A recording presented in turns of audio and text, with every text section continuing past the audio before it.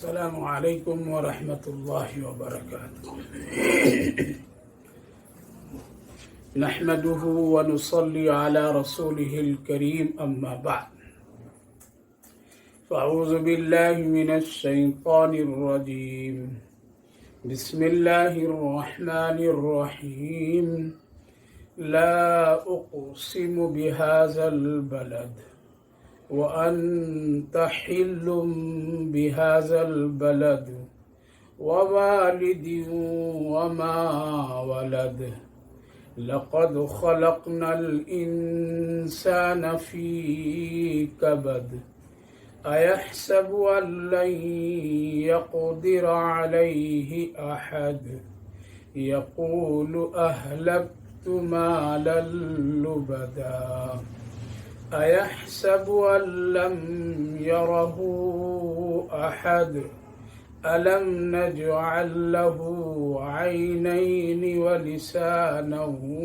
وشفتين وهديناه النجدين صدق الله العظيم.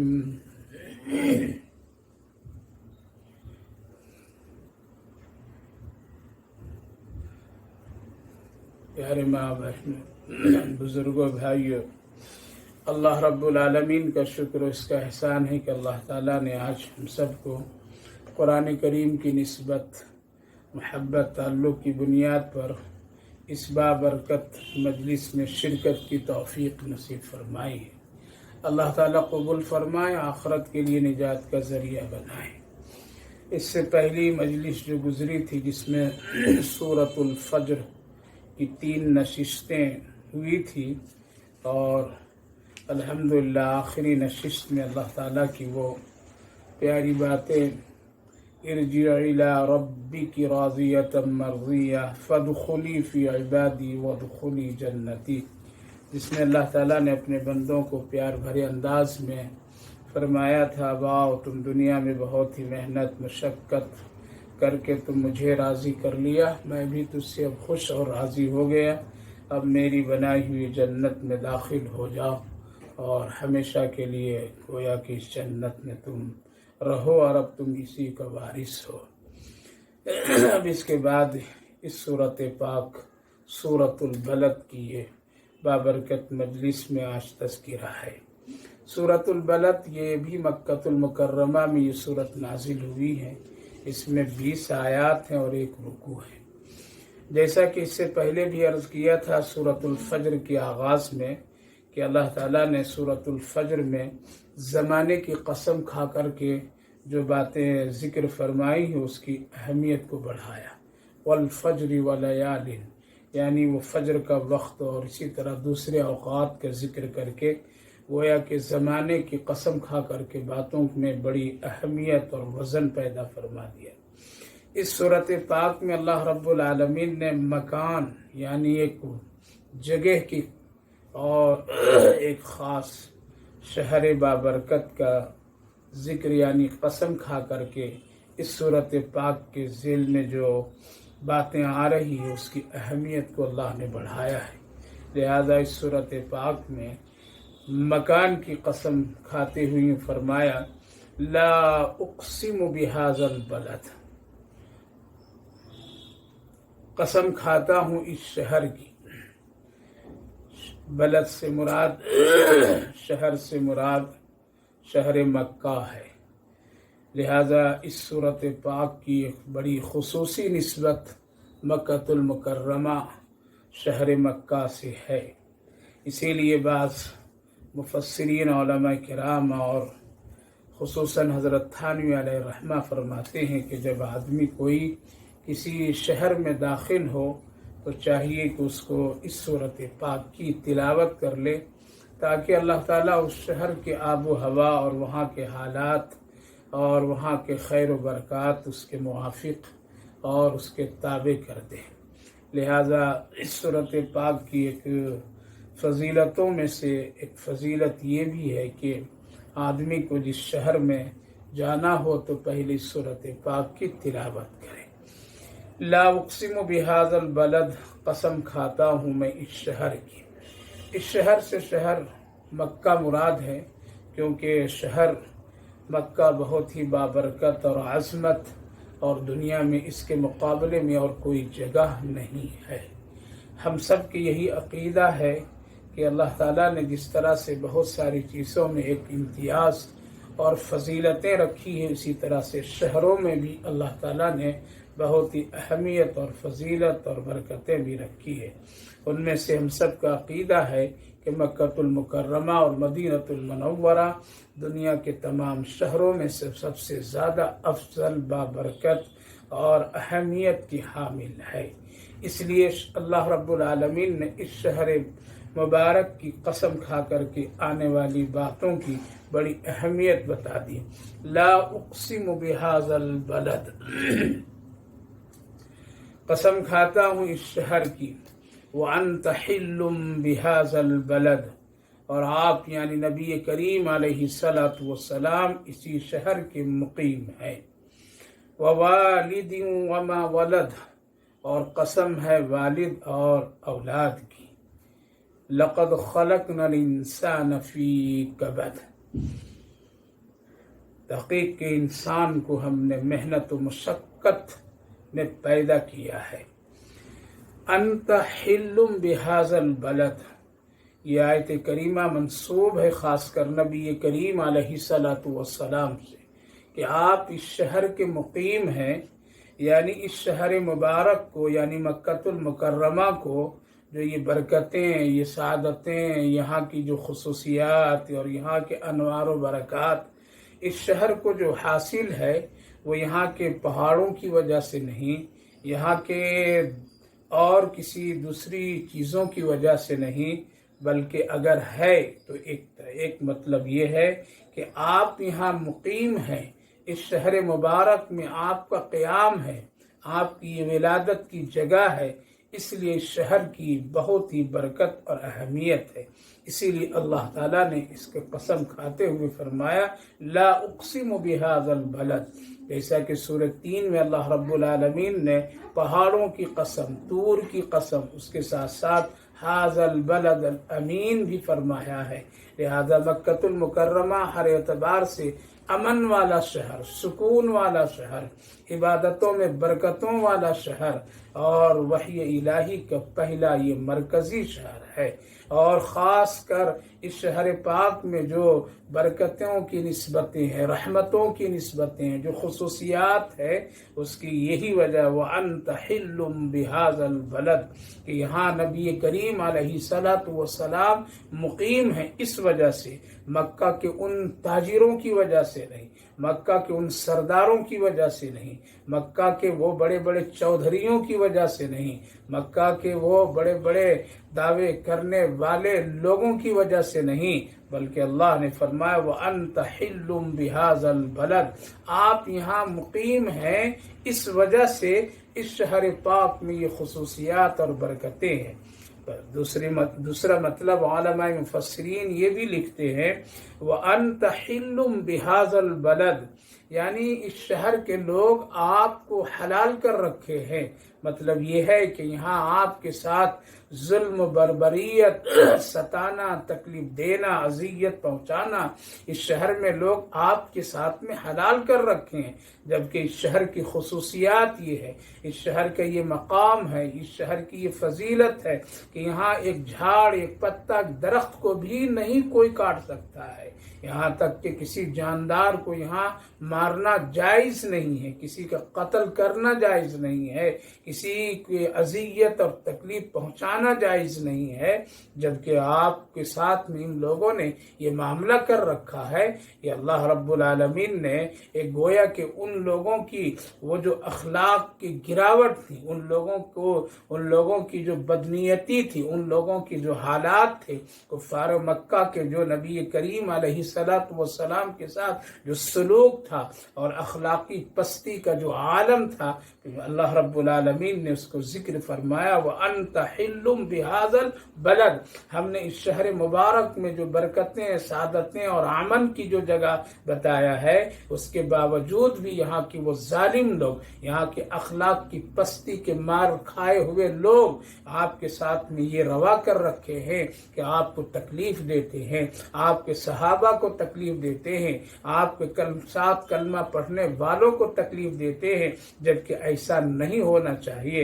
وَأَنْتَ حِلٌّ بِهَذَا الْبَلَدِ۔ تیسرا ایک مطلب علماء مفسرین یہ بھی لکھتے ہیں کہ اگرچہ اس شہر مبارک میں ان چیزوں کی بالکل گنجائش اور جائز نہیں ہے کہ کسی کو قتل کیا جائے، کسی کو ستایا جائے، کسی کے لیے اذیت کو جواز قرار دیا جائے اور کسی کے ساتھ میں اس طرح کے حالات بنائے جائیں، لیکن ہاں آپ کے لیے گنجائش ہے، آپ کے لیے گنجائش ہے۔ وَأَنْتَ حِلٌّ بِهَذَا الْبَلَدِ، یعنی یہاں پر میں کچھ ایسی چیزیں آپ کے لیے حلال ہے اور حلال وقت پر کر دیا جاتا ہے، جیسا کہ نبی کریم علیہ الصلاۃ والسلام کے لیے فتح مکہ کے موقع پر آپ کے لیے تھوڑے وقت کے لیے اس چیز کی اجازت دے دی گئی تھی کہ آپ جس کو چاہیں یہاں پر تکلیف اور اس کو قید کر سکتے ہیں، اس کو قتل بھی کر سکتے ہیں، آپ اس کے ساتھ میں وہ چیزیں کر سکتے ہیں جن چیزوں کو یہاں کرنا منع کیا گیا ہے۔ وَأَنْتَ حِلٌّ بِهَذَا الْبَلَدِ، لہذا نبی کریم علیہ الصلاۃ والسلام فتح مکہ کے موقع پر آپ کے لیے گنجائشیں تھی، لیکن آپ رحمت للعالمین ہیں، اس چیز کی اجازت ملنے کے باوجود بھی آپ نے اس طرح کا کوئی کام اور کوئی انتقام اور بدلہ نہیں لیا۔ ہاں کچھ لوگوں کے ساتھ میں تھوڑی سی ایسی اذیت کی چیزیں پیش ہوئی ہے، لیکن آپ نے سب کو معاف فرمایا۔ لہذا وَأَنْتَ حِلٌّ بِهَذَا الْبَلَدِ کے تین مطلب نکل کر کے سامنے آئے۔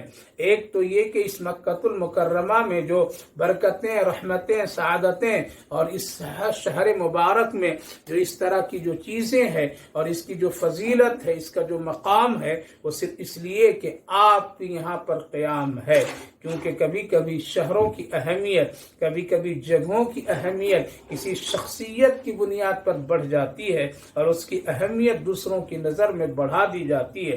جس طرح سے کسی گاؤں میں، کسی بستی میں، کسی شہر میں اگر کوئی اچھے لوگ ہوں، نیک لوگ ہوں، کوئی عالم ہو، کوئی اللہ والے ہوں، اہل اللہ کی کوئی جماعت ہو، یا اسی طرح سے نیک آدمی میں کوئی اچھے اخلاق والا ہو، سخی اور سخاوت کرنے والا ہو، لوگوں کے ظلم اور بربریت کے موقع پر ان کا خیال رکھنے والا ہو، ان کی تکلیفوں کو سمجھنے والا ہو، تو ایسے لوگوں کی وجہ سے اس بستی، اس گاؤں، اس قریے اور شہر کی اہمیت بڑھ جاتی ہے، اور گزرنے والا وہاں سے گزرتے ہوئے اس بات کی طرف وہ چرچا اور یہ بات کہہ کر کے گزرتا ہے، یہ فلاں عالم کی بستی ہے، یہ فلاں اللہ والے کی بستی ہے، یہاں ایک شخص سخی رہتا ہے، یہاں فلاں فلاں رہتا ہے۔ پتہ یہ چلا کہ میرے بھائی بزرگوں، جگہ کی اہمیت کبھی کبھی شخصیت کی بنیاد پر بڑھ جاتی ہے۔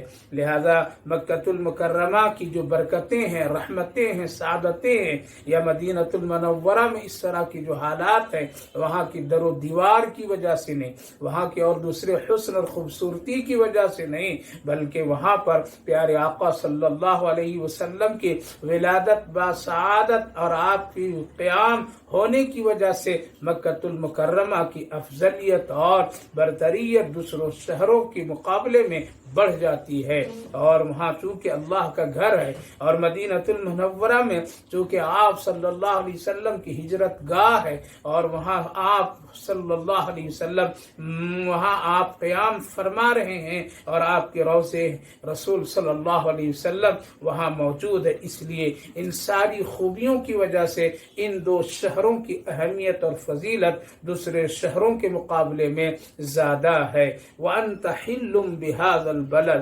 وَوَالِدٍ وَمَا وَلَدَ، اور قسم ہے والد اور اولاد کی، اس سے مراد حضرت آدم علیہ نبینا علیہ الصلوۃ والسلام اور ساتھ ساتھ آپ کی قیامت تک آنے والی اولادوں کی طرف اشارہ ہے۔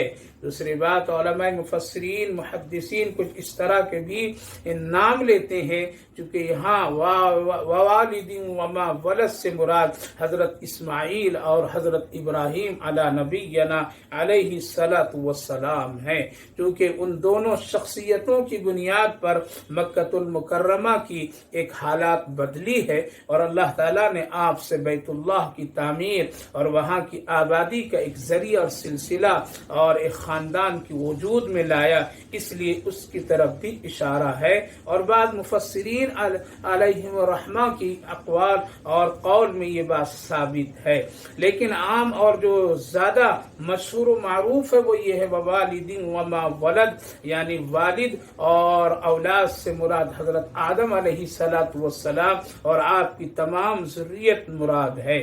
بعض علماء مفسرین یہ فرماتے ہیں ووالد وما ولد سے اللہ تعالیٰ نے اس طرف بھی اشارہ فرمایا کہ والد اور اولاد کی ایک بڑی اہمیت اور اس کی اہمیت ہے اور اس کی فضیلت ہے، اس لیے کہ کبھی کبھی ان دونوں چیزوں کی وجہ سے اور ان دونوں کی اچھے اور نیک ہونے کی وجہ سے کبھی کبھی خوبیاں بڑھ جاتی ہے، اور اس میں اولاد کی بھی کبھی کبھی شفقتیں بڑھتی ہے اور والد کی بھی کبھی کبھی شفقتیں محبتیں بڑھتی ہے۔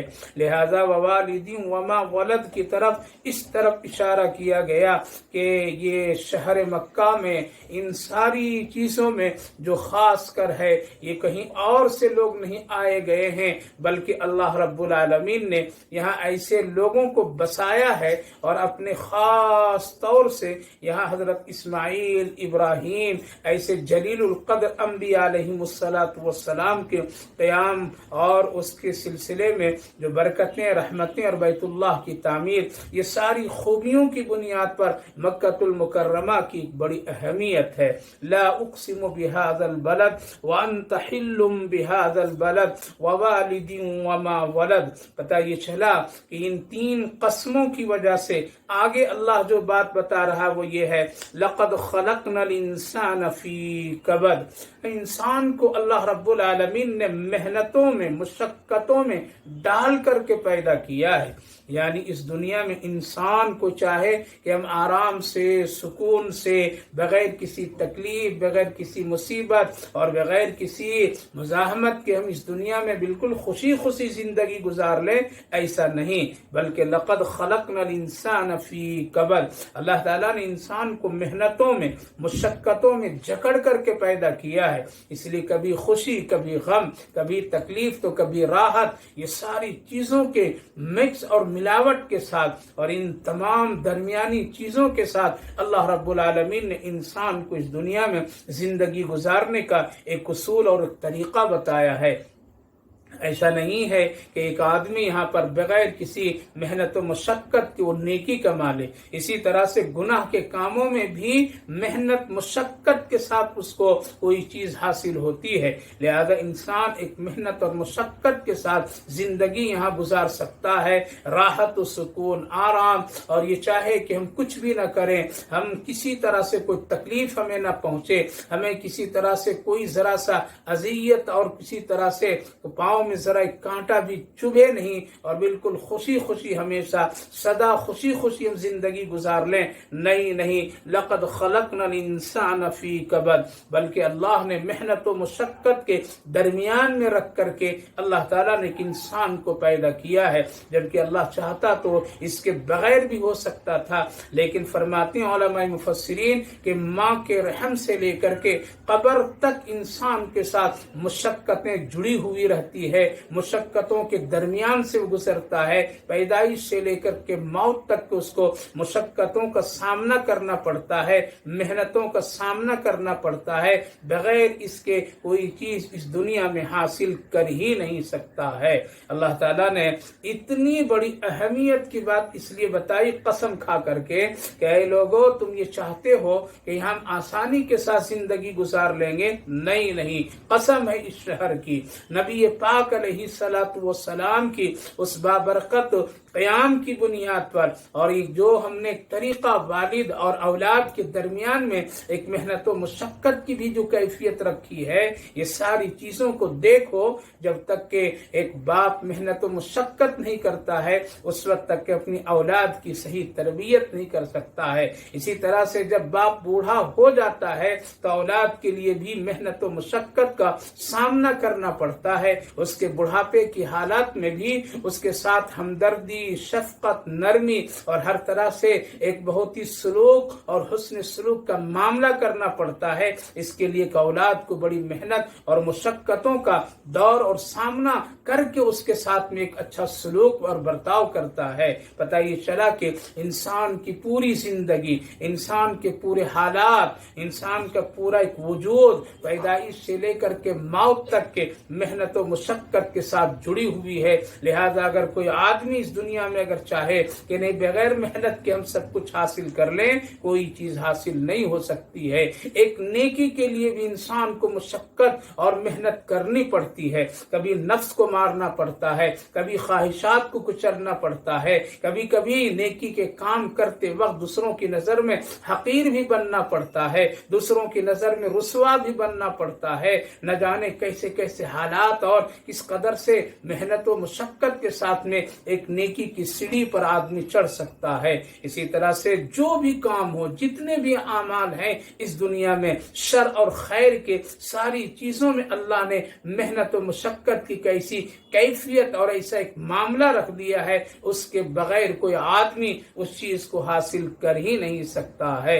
لہذا محنت و مشقت سے چاہے تم جو کچھ بھی بناؤ گے، محنت و مشقت کے ساتھ اس دنیا میں جو بھی عمل آپ کریں گے، اللہ رب العالمین اس پر اجر اور ثواب اور اس پر سزا اور جزا کے دونوں حالات مرتب کر رکھے ہیں۔ لقد خلقنا الانسان فی کبد، انسان کو اللہ رب العالمین نے محنت و مشقت میں جوڑ کر کے پیدا فرمایا ہے۔ اسی طرح سے پچھلی ایک آیت اسی طرح سے گزری تھی، یا ایھا الانسان انک کادح الی ربک کدحا فملاقی، اگر تم کو ہمارے تک آنا ہے، انسان زندگی ختم کر کے دنیا سے میرے تک آنا ہے، تو اس کے لیے بھی تم کو محنت اور مشقت اور تجھے آہستہ آہستہ اس چیز کو حاصل کرنی پڑے گی۔ پتہ یہ چلا میرے بھائیو بزرگو، اس دنیا میں ہر ایک آدمی کو اس کی حیثیت کے ساتھ، اس کے حالات کے ساتھ، اس کے معاملات کے ساتھ، اس کے تمام نیکی اور بدی کے ساتھ اللہ تعالیٰ نے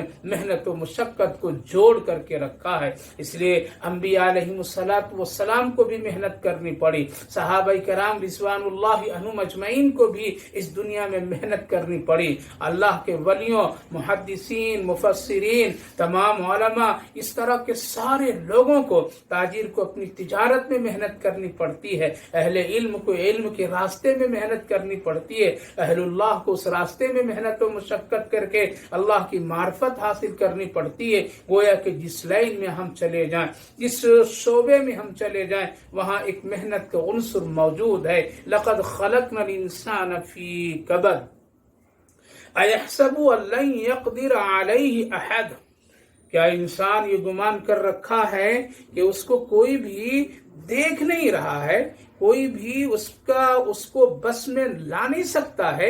یہ گمان کر رکھا یحسب ان لن یقدر علیہ احد، کہ کوئی بھی اس کو پکڑ نہیں سکتا ہے، اپنے قدرت میں اور اپنے قبضے میں اس کو لے نہیں سکتا ہے، یہ گمان کر بیٹھا ہے۔ جیسا کہ مکہ کے کافر لوگ، مکہ کے لوگ یہی کہا کرتے تھے، ہماری زندگی ہماری ہے، ہمارا جسم ہمارا ہے، ہمارا مال ہمارا ہے، ہم آزاد ہیں اس معاملے میں، ہم اس طرح سے کوئی بھی چیز نہیں کر سکتے ہیں، ہم اپنی مرضی سے جئیں گے، ہم اپنی مرضی سے رہیں گے، ہم اپنی مرضی سے اپنے جسم کا استعمال کریں گے، ہم اپنی مرضی سے اپنا مال استعمال کریں گے، ہم آزاد ہیں، ہم آزاد ہیں۔ اللہ رب العالمین نے فرمایا ایحسب ان لن یقدر علیہ احد، کیا یہ گمان کر بیٹھے ہیں لوگ کہ کوئی بھی اس کو پکڑ نہیں سکتا ہے، کوئی اس کے معاملات پر قدرت نہیں رکھتا ہے کہ اس کو پکڑ کر کے اس سے سوال کرے۔ لہذا یہ گمان انسان کا باطل ہے. انسان کو یہ سمجھنا بھول ہے کہ یہ جسم ہمارا ہے، ہم اپنی مرضی سے اس کا استعمال کریں. یہ مال ہمارا ہے، ہم اپنی مرضی سے اس کا استعمال کریں. یہ وقت، یہ دین، یہ گھڑیاں، یہ ساری چیزیں ہماری اپنی مرضی میں استعمال ہو، اور ہمارا یہ جینا مرنا سب ہمارے اپنے اختیار میں ہے. کوئی کل سوال نہیں کرے گا، کوئی مجھ کو پکڑے گا نہیں، کوئی ہمارے معاملات میں دخل اندازی نہیں دے گا. ایسا نہیں. ایحسب ان لن یقدر علیہ احد، کوئی نہیں اس طرح کا سوچ سکتا ہے، بلکہ اللہ اس پر قادر ہے، اللہ اس پر مختار ہے. اللہ رب العالمین اپنے قبض قدرت میں پورے انسان کے آنے اور جانے کو رکھا ہے. یہ مال بھی اللہ کا، یہ جسم بھی اللہ کا، یہ وقت بھی اللہ کا، یہ علم بھی اللہ کی امانت، یہ ساری چیزیں، ساری نعمتیں اللہ کی ہے. اس لیے کوئی یہ سوچ کر کے غفلت میں زندگی نہ گزارے. ایحسب ان لن یقدر علیہ احد، جیسا کہ مکہ کے لوگوں کے سامنے جب اللہ کے رسول صلی اللہ علیہ وسلم بتاتے تھے، سناتے تھے، سمجھاتے تھے کہ یہ تمہارا وقت، یہ تمہارا جسم، یہ تمہاری طاقت، یہ تمہارا عہدہ، یہ تمہاری دولت، یہ تمہاری سرداری، یہ ساری چیزیں اللہ کی نگرانی میں ہے، اللہ کی نگرانی میں ہے. اس لیے تم اللہ کی طرف رجوع ہو جاؤ، اللہ کو مان لو. لیکن وہ لوگ کہتے تھے ہم نے اپنی محنت و مشقت سے یہ مال حاصل کیا، ہم نے علم میں اپنی محنت و مشقت کو شامل کیا ہے. یہ جسم کو صحیح اور ڈھنگ اور طریقے سے رکھنے کے لیے ہماری اس پر بڑی محنت ہوتی ہے. یہ عہدہ یوں ہی نہیں مل گیا، یہ زمین اور جائیداد یوں ہی نہیں، بلکہ اس میں میری محنت ہے، اس میں کسی اور کا دخل نہیں ہے. یہ وہی لوگ کہا کرتے تھے. آج بھی اس آزاد خیال لوگوں میں کچھ ایسے لوگ بھی ہیں جو یہی نعرہ لگاتے ہیں، ہم آزاد ہیں، ہم آزاد ہیں، ہمارا جسم ہے، ہمارا مال ہے، ہماری تعلیم ہے، ہمارا سب کچھ ہے، ہماری محنت سے ہے، اس میں کسی کا کوئی دخل نہیں، اس میں کسی کا کوئی حصہ نہیں، اس میں کسی کی طرف سے کسی کا پکڑ نہیں، بلکہ ہم اپنی مرضی سے جئیں گے، اپنی مرضی سے رہیں گے، اپنی خواہشات پر چلیں گے. نہیں میرے بھائیو بزرگوں، یہ سارا وجود اللہ کی ایک امانت ہے. یہ پوری دنیا ہم سب کے سامنے جو ہے نعمتوں کی شکلوں میں ہے، وہ سب اللہ کی امانت ہے. اگر انسان اس پر قابض ہوتا، انسان اگر اپنے طور پر میں اپنے جسم کو سنبھالنے کی قدرت رکھتا، تو پھر جوان کبھی بوڑھا نہیں ہوتا، کالے بال کبھی سفید نہیں ہوتے، آنکھوں کی روشنی کبھی نہیں جاتی، بڑھاپا کبھی اثر انداز نہیں ہوتا، ہاتھوں میں کپاہٹ نہیں آتی، قدموں میں لغزشیں نہیں آتی، زبان کبھی نہیں لڑکھڑاتی. گویا کہ وہ ہمیشہ سدا ایک توا اور ایک طاقتور انسان بن کر کے رہتا. موت کو وہ ہرا دیتا، موت کو وہ بھگا دیتا. لیکن پتہ یہ چلتا ہے دنیا کا جو ایک نظام چل رہا ہے، آنے والے آ رہے ہیں، جانے والے جا رہے ہیں، بچے جوان ہو رہے ہیں، جوان بوڑھا ہو رہا ہے، بوڑھا دنیا سے جا رہا ہے. یہ پتہ چلا کہ یہ جسم اللہ کی امانت ہے، اللہ کی امانت ہے، اس پر اللہ کی کنٹرول ہے. اسی طرح سے مال اور اسباب پر اگر غور کریں، یہ ہمارا نہیں، اللہ کی دی ہوئی امانت ہے. اگر مال آدمی کے اختیار میں ہوتا تو ہر ایک آدمی محنت کے ساتھ میں مالدار بن جاتا. لیکن آج تجربہ ایسا ہے کہ آدمی کبھی محنت کرتا ہے، بہت بڑی بڑی ڈگریاں اور علم کے درجے پر پہنچ جاتا ہے، لیکن مال اس کو نہیں حاصل ہو سکتا ہے اور مال کی کامیابی تک وہ نہیں پہنچ پاتا ہے. لیکن کبھی کبھی ان پڑھ جاہل، جس کو ایک حرف لکھنا پڑھنا نہیں آتا ہے، لیکن دولت کے اس کے پاس انبار اور ڈھیر ہوا کرتے ہیں، پتہ چلا مال انسان کے اختیار کی چیز نہیں ہے. ایحسب ان لن یقدر علیہ احد، عزت ہو، سلطنت ہو، حکومت ہو، یہ سارے نظام جو دنیا کے، یہ سب پر اللہ کے ایک بہت ہی پکڑ اور گرفت ہے. اللہ جس کو جس طرح سے چاہتا ہے وہ کبھی بطور امتحان کے اس کو دے دیتا ہے، کبھی وہی رحمت وہ چیز بن جاتی ہے تو کبھی انسان کے لیے وہ زحمت بن جاتی ہے. ایحسب ان لن یقدر علیہ احد یقول احلقت مالا لبدا، کہتے ہیں لوگ کیا ہم مال نہیں خرچ کرتے ہیں؟ اَيَحْسَبُ أَن لَّمْ يَرَهُ أَحَدٌ، کیا گمان کر رہے ہیں لوگ، اور وہ لوگ، ایک انسان یہ گمان کرتا ہے کہ اس کو کوئی دیکھ نہیں رہا ہے. أَلَمْ نَجْعَل لَّهُ عَيْنَيْنِ يَقُولُ أَهْلَكْتُ مَالًا لُبَدًا. کفار و مشرکین کا ایک طرز تھا کہ وہ لوگ کبھی کبھی دکھاوے کے لیے بہت مال خرچ کرتے تھے. جب نبی کریم علیہ السلام کے سامنے ان کے حالات اور ان کی بخل کی کیفیتوں کا جب تذکرہ ہوتا تھا، اور جیسا کہ قرآن کریم میں دوسری صورتوں میں، دوسری آیتوں میں اللہ نے خود ذکر فرمایا، أَرَأَيْتَ الَّذِي يُكَذِّبُ بِالدِّينِ فَذَلِكَ الَّذِي يَدْعُو الْيَتِيمَ وَلَا يَحُضُّ عَلَى طَعَامِ الْمِسْكِينِ. مکہ کے ان سرداروں کی اخلاق کی پستیوں کو اللہ نے خود ذکر فرمایا. یہ لوگ کیا دیں گے، یہ لوگ کیا خرچ کریں گے، یہ تو یتیموں کو دھکا دیتے ہیں، یہ مسکینوں کو دور کرتے ہیں، اس کو کھانا نہیں کھلاتے ہیں، معاون چھوٹی سی چھوٹی چیز ایک دوسرے کو دے کر کے مدد نہیں کرتے ہیں بلکہ منع کرتے ہیں. یہ ان کی اخلاق کی گراوٹ کو اور ان کے مال کی محبتوں کو وجہ سے جو لوگ بخل کیا کرتے تھے، اللہ نے جب جگہ جگہ قرآن میں ذکر فرمایا تو پھر یہ لوگ کبھی کبھی کہا کرتے تھے، یقول اہلکت مالا لبدا، کیا نہیں لوگ دیکھ رہے ہیں کہ ہم کتنا مال خرچ کرتے ہیں. ہاں، مال وہ لوگ اس وقت خوب خرچ کیا کرتے تھے جس وقت میں حج کا وہ زمانہ آتا تھا، جس وقت میں حج کا ایک مجمع جمع ہوتا تھا تو لوگ دکھاوے کے خاطر لوگ اپنا مال خوب خرچ کرتے تھے، اسراف کرتے تھے، ناجائز طریقے سے خرچ کرتے تھے، اور پھر وہ لوگ سمجھتے تھے کہ دیکھو ہم نے کتنا مال خرچ کر دیا. کبھی کبھی وہ لوگ اشعار اور شعر گوئی کی بنیاد پر محفلیں مجلسیں لگاتے تھے، اور کبھی کبھی وہ لوگ اونٹ کو ذبح کر کے تیر اندازی سے وہ لوگ کبھی کبھی اس میں جوا کھیلا کرتے تھے، جس میں سینکڑوں اونٹ اس طرح سے ذبح ہو جاتے تھے، اور پھر وہ لوگ اس کو تقسیم کرتے تھے اور بہت سارے لوگ اس سے فائدہ بھی اٹھا لیا کرتے تھے. یہ ساری چیزوں کو وہ لوگ ایک نیک عمل سمجھا کرتے تھے اور اس پر فخر کیا کرتے تھے، دعویٰ کیا کرتے تھے.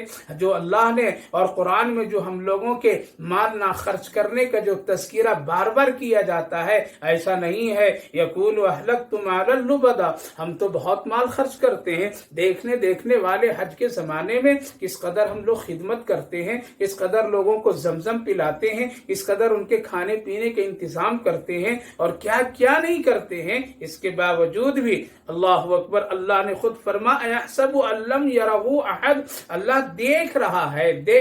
یہ گمان نہ کرے کہ کوئی نہیں دیکھ رہا، دیکھ رہا اللہ. مال تم کہاں خرچ کر رہے ہو، کیسے خرچ کر رہے ہو، تمہاری نیت کیا ہے، خرچ کرنے کی وہ جگہ ہے یا نہیں ہے، کس بنیاد پر خرچ کر رہے ہو. اسی وجہ سے علماء کرام فرماتے ہیں ایک آدمی اگر اسراف کی بنیاد پر اگر خوب مال خرچ کر لے اس کی اللہ کے نزدیک کوئی اہمیت اور حیثیت نہیں ہے.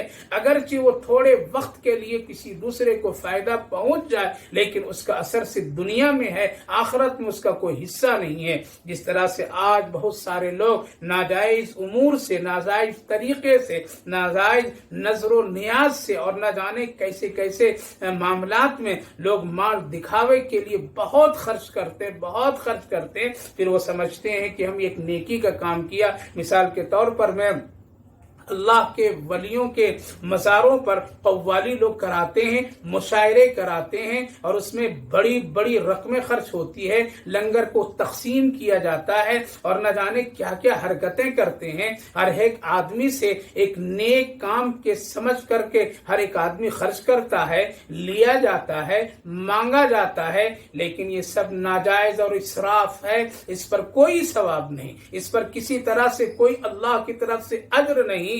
لہذا ناجائز طریقے سے ایک آدمی، ناجائز امور سے اگر کوئی آدمی مال کو خرچ کر دے اور پھر وہ دعویٰ کرے ہم بہت نیک ہیں، ہم بہت اچھے ہیں، ہم اچھے کام کر رہے ہیں، تو اس کے لیے دھوکہ ہے. دوسری بات یہ ہے کہ اگر یہ کوئی گمان کرتا ہے تو یہ غلط ہے کہ کوئی نہیں دیکھ رہا، اللہ دیکھ رہا ہے. اس لیے کہ اگر کوئی آدمی یہ خرچ کرتا ہے لوگوں کے دکھاوے کے لیے، یا خرچ کرتا ہے وہ اللہ کی رضا کے لیے وہ سب اللہ دیکھ رہا ہے. یحسب ان لم یرہ احد. اللہ رب العالمین کی نگرانی میں، نگہبانی میں ساری چیزیں ہیں. اللہ غافل نہیں ہے، اللہ کسی طرح سے بھول چوک میں نہیں ہے. ایحسب ان لم یرہ احد. یہاں سے یہ پتہ چلا آدمی کو ہمیشہ مال جائز طریقے سے خرچ کرنا چاہیے، جائز امور میں خرچ کرنا چاہیے. اسی لیے قرآن کریم میں دوسری جگہ اللہ نے ارشاد فرمایا ان المبذرین کانوا اخوان الشیاطین، کہ فضول خرچیاں کرنے والے. اللہ اکبر اللہ اکبر. یہ فتویٰ کسی عالم کا، کسی مولوی کا، کسی دارالافتاء کا نہیں ہے، بلکہ اللہ خود فرما رہا ہے ان المبذرین کانوا اخوان الشیاطین، کہ یہ سارے فضول خرچی کرنے والے، ناجائز امور پر خرچ کرنے والے، یہ سب شیطان کے بھائی لوگ ہیں. آج ایک مسلمان ایمان رکھنے والا بھی اس طرح کی حرکتیں اور عمل لوگ کرتے ہیں، اور جگہ جگہ کبھی کبھی اس میں عالم علماء کی بھی شرکتیں ہوتی ہے. علماء کرام بھی بڑھ چڑھ کر کے اس میں کبھی شریک ہو کر کے اس کے فضول خرچیوں کے محفلوں کو اور اس کے تمام رونقوں کو بڑھا دیتے ہیں، جبکہ ان کو سمجھنا چاہیے یہ فضول خرچی ہے، یہ اللہ کا ناپسندیدہ عمل ہے. لہذا اگر مال حلال ہے اور اگر اس کو فضول خرچیوں میں خرچ کیا جائے تو یہ خرچ کرنا بھی اس کے لیے ناجائز ہے. کبھی کبھی لوگ یہ کہتے ہیں مال ہمارا ہے، ہم نے اس کو جمع کیا ہے، اب میری مرضی ہے، ہم جس طرح سے چاہیں خرچ کر لیں، ہم جہاں چاہیں خرچ کر لیں، چاہے مہنگی شادی ہو، چاہے مہنگے ولیمے ہو، چاہے مہنگے لین دین ہو، چاہے جو بھی ہو، لہذا ہم اس پر آزاد ہیں. نہیں، مال کے خرچ کرنے پر بھی اللہ کی نگہبانی اور نگرانی ہے. یہ نہ سمجھے آدمی کہ کوئی دیکھ نہیں رہا ہے. ایحسب ان لم یرہ احد. لہذا کفار و مشرکین نبی کریم علیہ الصلوۃ والسلام کے سامنے اس طرح کی باتیں اور مسلمانوں کے سامنے اس طرح کی باتوں کی دعوے کر کے وہ لوگ اپنا احسان جتاتے تھے کہ ہم لوگ کوئی غیر غلط کام نہیں کرتے ہیں، ہم لوگ بھی نیکی کا کام کرتے ہیں، ہم لوگ بھی حج کے موقع پر خوب مال خرچ کرتے ہیں، ہم لوگ بھی بہت لٹاتے ہیں، ہم لوگ بھی زمزم پانی پلاتے ہیں لوگوں کو، بیت اللہ کی خدمت کرتے ہیں، بہت سارے کام ہم لوگ کرتے ہیں. لہذا ہم لوگ برے نہیں ہیں، ہم لوگ اچھے لوگ ہیں. میرے بھائیو بزرگوں، آج بھی بہت سارے لوگ یہ سمجھ لیتے ہیں کہ ہم اچھا کر رہے ہیں، قوالی کرا دیا، مشاعرہ کرا دیا، ولیوں کے نام پر میں تعزیے اٹھا دیا، حسن حسین کے نام سے، نہ جانے اسی طرح سے بہت سارے ایسے ناجائز امور پر میں بہت سارے پیسے لگا دیتے ہیں. سمجھتے ہم نیکی کا کام کر رہے ہیں اور ہم فلاں بزرگ اللہ کے ولی کے نام پر اس طرح سے ہم کر رہے ہیں، ہم کو ثواب ملے گا. ہمارا حق ہے اسلام میں، ایمان میں ہمارا حق ہے، نہ ہمارے ایمان میں کوئی فرق آئے گا، نہ ہمارے اسلام میں اس سے کسی طرح سے کوئی فرق آئے گا. نہیں، ناجائز امور پر خرچ کرنے کا دعویٰ اللہ کو قبول نہیں. ایحسب ان لن یقدر علیہ احد. دوسری بات، اس طرح کے خرچ کر کے اللہ پر کوئی احسان نہیں کیا جائے.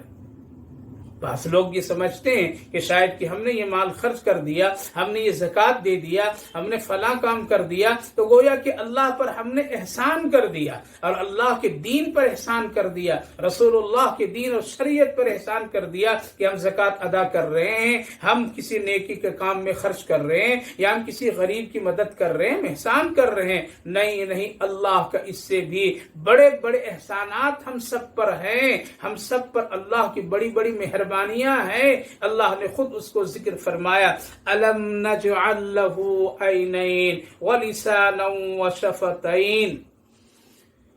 ایک چھوٹا سا کام کر کے جو مال ہم ہی نے دیا ہے، جسم و طاقت قوت ہم ہی نے دی ہے، عہدے سلطنت زمین مکان جائیداد سب ہم نے دی ہے، ہم پر یہ لوگ احسان کی باتیں کرتے ہیں، یہ سمجھتے ہیں کہ ہم نہیں دیکھ رہے ہیں، کیا وہ غور نہیں کرتے ہیں؟ الم نجعل له عینین. ہم نے کیا اس کے لیے آنکھیں نہیں دی ہے، دو آنکھیں نہیں بنا دیا، دو آنکھیں اس کو نہیں لگا دیا. وَلِسَانًا وَشَفَتَيْن. اور ہونٹ اور زبان ہم نے نہیں دی. وَهَدَيْنَاهُ النَّجْدَيْن. اور پھر اس کو ہم نے دو راستے نہیں بتا دیے، نہیں دکھا دیے. अलम नजअल लहू ऐनैन। अल्लाह रब्बुल आलमीन ने अपने एहसानात और अपनी नेमतों का जिक्र फरमाया कि तुम बहुत आसानी से गौर कर सकते हो, बहुत आसानी से हमारी नेमतों को समझ सकते हो। और उन नेमतों में अलम नजअल लहू ऐनैन, हमने तुझे दो आंखें दी है। और कीजिए कितनी बड़ी नेमत है, किस कदर अल्लाह की कुदरत की शान है, किस कदर अल्लाह रब्बुल आलमीन ने यहाँ पर मैं आंखों का जिक्र फरमा करके इस तरफ तवज्जो दिला दी है। ऐनैन, गौर कीजिए कितनी बड़ी नेमत है। आंख से है तो इंसान सारा जहां देख रहा है, अल्लाह की हर एक चीज को देख रहा है, हर एक चीज का मुशाहिदा कर रहा है। फिर इस आंख पर जरा गौर कीजिए तो पता चलेगा अल्लाह की कुदरत कितनी है, अल्लाह रब्बुल आलमीन की शान और हिकमत कैसी है कि इस आंख को दो मजबूत हड्डियों के दरमियान में रखा, फिर इस पर पलकें लगाया, इस पलकों पर में वो बाल की बारीक बारीक एक धागे की तरह, एक लकीरों की तरह सारी चीजों को रखा कि अपने आप ये आंख पर ये पलकें खुद ब खुद बंद हो जाती हैं और जब खोलना हो तो इंसान बड़ी आसानी के साथ खोल लेता है। और जब चाहता है तो इस आंख की हिफाजत अपने पलकों के जरिए से इंसान कर लेता है। आदमी जब सोता है तो इसकी आंखों की हिफाजत अल्लाह इन्हीं के पलकों के जरिए से करवाता है। गौर कीजिए, कभी उसके उठाने में, इसके खोलने में इंसान को कोई मेहनत, मुशक्कत और तकलीफ नहीं होती है। कसम खुदा की, अगर अल्लाह उठाना और इसको बंद करना बंद कर दे तो बहुत बड़ा ताकतवर इंसान भी अगर चाहे इसको खोलना और इसको वो किसी तरह से आंख को जाहिर करना तो नहीं कर सकता है। अगर करेगा तो एक बार, दो बार, बार बार नहीं कर सकता है। लेकिन इंसान इस दुनिया में अपनी जिंदगी में कितनी बार अपने पलकों को खोलता रहता है, बंद करता रहता है। ये बारीक बारीक बालों को अल्लाह ने कितनी कुदरत और शान के साथ बनाया है, जिससे आंखों में गर्दो गुबार जाने से अल्लाह रोक देता है और उसकी हिफाजत के लिए बारीक बारीक आंखों पर पलकों के सामने एक बाल की लकीरों को जारी कर देता है, जो हमेशा गर्द गुबार और हमेशा उन तकलीफ दे चीजों से पहले पहल आंख की हिफाजत करता है। मेरे भाइयों बुजुर्गों, ये अल्लाह की कितनी बड़ी नेमत है, अल्लाह का कितना बड़ा हम सब पर एहसान है। फिर उसके बाद गौर कीजिए, इस आंख भी सफाई अंदर से अल्लाह खुद करवाता है। ऐसी मशीनें, ऐसा सिस्टम रखा है कि आंख की सफाई खुद ब खुद वक्त पर होती रहती है। हमको इसमें कोई सफाई करने के लिए अंदर से पाइप या पानी या किसी फिल्टर, इसी तरह की कोई चीज लगा करके रोज साफ करने की जरूरत नहीं पड़ती है। कभी आंसू बहाने की वजह से, कभी पानी निकलने की वजह से, कभी और दुनिया की किसी हालात की वजह से, या कभी इंसान थक करके आता है और एक बेहतरीन नींद के आगोश में जब चला जाता है तो अंदर से उसकी आंखें खुद ब खुद साफ हो जाती है। और फिर गौर कीजिए, जब एक इंसान उठता है, उठने के बाद उसकी आंखों के इर्द गिर्द कुछ मैल कुचेल जमा रहते हैं, जिसको फिर वो साफ करता है। ये रात भर अल्लाह रब्बुल आलमीन ने हमारी आंखों को किस तरह सफाई किया। क्या हमने कोई मजदूर मुकर्रर किया था? क्या हमने किसी आदमी को लगाया था? क्या हमने कभी किसी इस सिलसिले में कोई बजट पास करके अपने लिए खास किया था? नहीं, अल्लाह रब्बुल आलमीन किस कदर एक बड़ी नेमत हम सबको अता फरमाया है। अलम नजअल लहू ऐनैन। लिहाजा लोगों, अगर तुम ज़कात अदा कर देते हो, अगर किसी अल्लाह के बंदे को, गरीबों को कुछ दे ले देते हो और किसी तरह से नेकी में माल खर्च कर देते हो,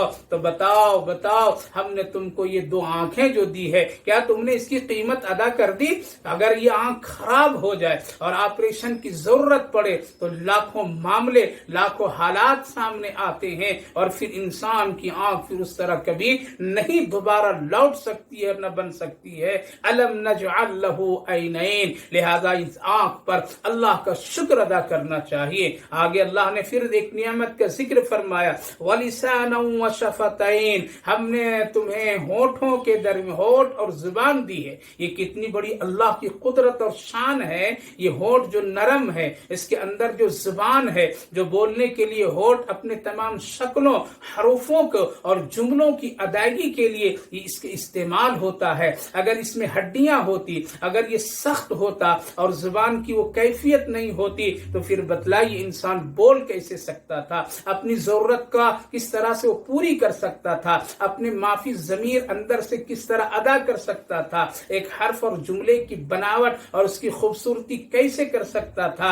اے لوگوں، چند ٹکوں کو خرچ کر کے، چند پیسوں کو خرچ کر کے، وہ بھی ناجائز امور میں خرچ کر کے، اللہ کی مرضی کے خلاف خرچ کر کے تم ہم پر احسان جتاتے ہو. ہم مال خرچ کرتے ہیں، ہم نیک ہیں. دیکھو دیکھو اللہ کی نعمت اور قدرت کو دیکھو. لہذا یہ زبان کے ساتھ ساتھ یہ منہ اور یہ ہونٹ اور کھانے پینے کے ایک نظام اور یہ آنکھوں کی یہ کیفیت، یہ کہ اللہ کی قدرت، شان اور اس کے احسانات نہیں ہے. یہاں دو چیزوں کو ذکر کیا اللہ تعالیٰ نے، ایک آنکھ اور ایک زبان. میرے بھائیو بزرگو، یہ دو چیزیں ایسی ہے جو تمام فتنوں کا ایک جڑ کبھی بن جاتے ہیں. یہی وہ دو چیزیں ہیں کبھی نجات کے لیے، انسان کے لیے ایک بہترین ذریعہ بن جاتا ہے. اسی زبان سے التوحید کے کلمات پڑھے جاتے ہیں تو اسی زبان سے کفر کے کلمات بھی ادا کیے جاتے ہیں. ایک کے لیے نجات کا ذریعہ یہ زبان بن جاتی ہے اور ایک کے لیے جہنم میں لے جانے کا ذریعہ بھی بن جاتی ہے.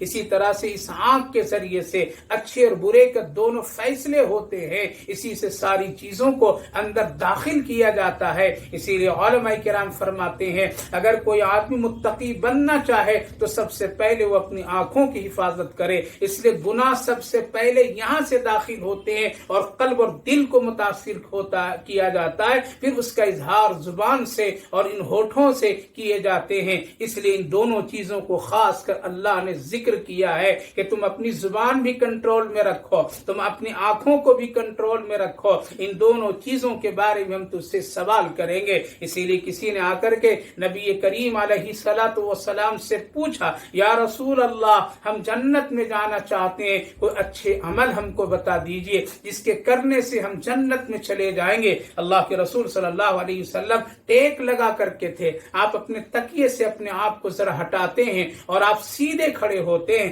پھر آپ اپنی زبان مبارک پکڑتے ہیں اور اندر سے باہر ذرا نہتے ہیں اور آپ نے فرماتے ہیں، اے پوچھنے والا، اے نوجوان، تو مجھے دو چیزوں کی ضمانت دے دے. بعض روایتوں میں ہے آنکھ کی، بعض روایتوں میں شرمگاہ کی. آپ صلی اللہ علیہ وسلم نے ارشاد فرمایا اس زبان کی ضمانت دے دے، کل میدان محشر میں تجھے ڈھونڈ کر کے جنت میں اللہ سے سفارش کر کے داخل کرا دوں گا. اس آنکھ کی حفاظت کرو، حفاظت کرو. حضرت عبداللہ ابن عباس رضی اللہ عنہ جب نبی کریم علیہ الصلوۃ والسلام کے ساتھ میں سفر میں ہیں اور اسی طرح دوسرے صحابہ کرام، تو آپ خاص کر نظروں پر تاکید فرماتے تھے. میرے بھائیو بزرگوں، یہ دو چیزیں نعمت بھی ہے اگر اس کو نعمت سمجھ کر کے استعمال کریں. الم نجعل له عینین ولسانا وشفتین وہدیناہ النجدین. اور پھر ہم نے تم کو اس دنیا میں شر اور خیر، اچھے اور برے سمجھنے کے لیے بھی دو راستے ہم نے متعین کر دیے. اس پر مفسرین کرام کے ہیں، انشاءاللہ میں اگلی تفسیر میں اس کو ذکر کروں گا. گویا کہ میرے بھائیو بزرگوں، ہمیشہ اللہ کی نعمت کو نعمت اور احسان سمجھ کر کے اس کی قدر کیجئے اور کوئی فخریہ بات مت کیجئے. کوئی اپنے آپ کو فضول خرچی کر کے نیک بننے کی کوشش نہ کیجئے، بلکہ اللہ اور اس کے رسول کی اطاعت اور فرما برداری کے مطابق عمل کیجئے. دوسری بات یہ ہے کہ کبھی یہ نہ سوچئے کہ مجھے کوئی دیکھ نہیں رہا ہے، ہمارے معاملات پر کسی کا کنٹرول نہیں ہے. ایحسب ان لن یقدر علیہ احد یقول اہلکت مالا لبدا ایحسب ان لم یرہ احد. اللہ دیکھ بھی رہا ہے اور اللہ پکڑنے کی طاقت اور قوت بھی رکھتا ہے. ساتھ ساتھ اللہ کی وہ آنکھ نعمت جو ہے اور ساتھ ساتھ زبان جو ہے، اس کی قدر کیجئے، اس کی حفاظت کیجئے. انشاءاللہ جنت کے راستے آسان ہو جائیں گے. اللہ آپ کو بھی اور ہم کو بھی اس کی توفیق نصیب فرمائے.